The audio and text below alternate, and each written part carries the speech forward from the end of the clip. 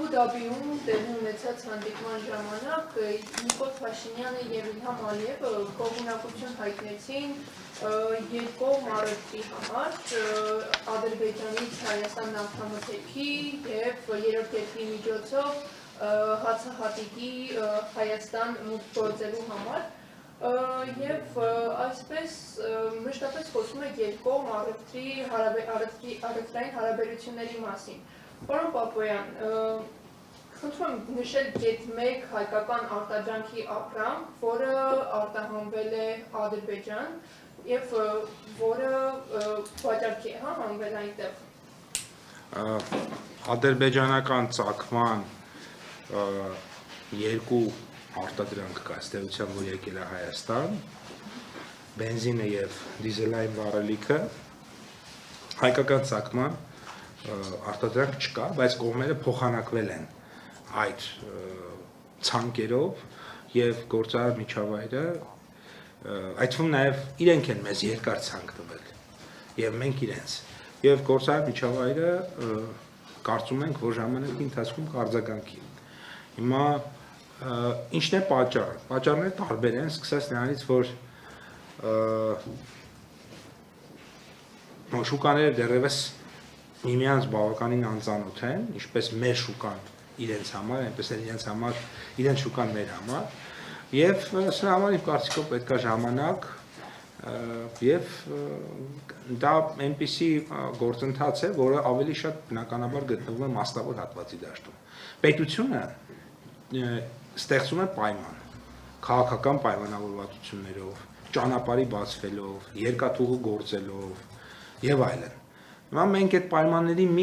զգալի մասը ստեղծել ենք, բայց դեռ ամբողջությամբ ստեղծված չի։ Օրինակ ուղիղ երկաթուղային հաղորդակցություն դեռևս չկա, բայց դուք շատ լավ գիտեք, որ այդ ուղղությամբ աշխատանքը կա ու կլինի դա մի քանի տարի անց ակնհայտ է, չէ՞։ Երկրորդը ես նկատի ունեմ թրիփի գործարկումը։ Մինչև այդ իհարկե կարող է նաև այլ գործիքակազմել աշխատի։ Կամ ուղիղ հաղորդակցություն ճանապարհների, չնայած մենք բացել ենք, դեռևս օրինակ իրենք չեն օգտվում մեր ճանապարհներից, որպեսզի ապրանք Հայաստանի միջոցով ընդհանրենք տանեն Թուրքիա կամ հակառակը։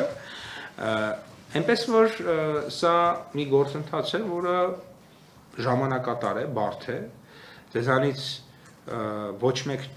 2 տարի առաջ,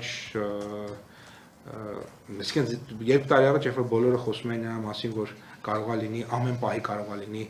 պատերազմ,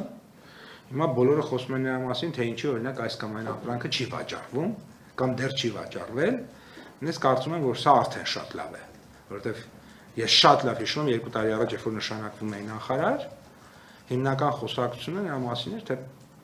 կլինի օրինակ նոր հարձակում, թե չի լինի։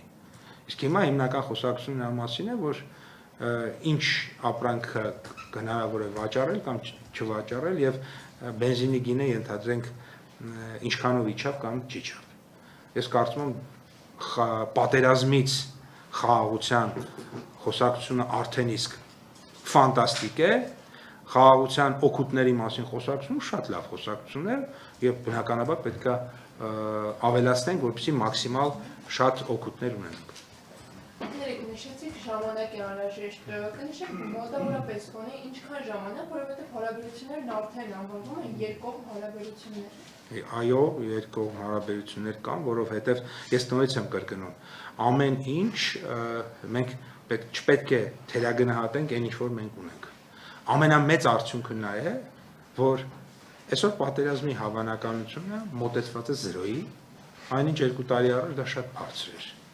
Եվ այսօր մենք խոսում ենք խաղաղության մասին արդեն, եւ նաեւ այդ խաղաղության արդյունքը դուք տեսել եք մեր տարբեր որոշումներում, այդ թվում է օրենսդրական որոշումներում եւ այսպես շարունակ, եւ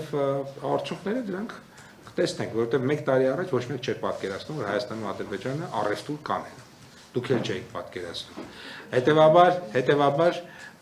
Հետևաբար այդ ամեն ինչի համար պետք են ժամանակ եւ որովհետեւ դրանք երկարատև բարդ գործընթացներ են, հեշտ չեն։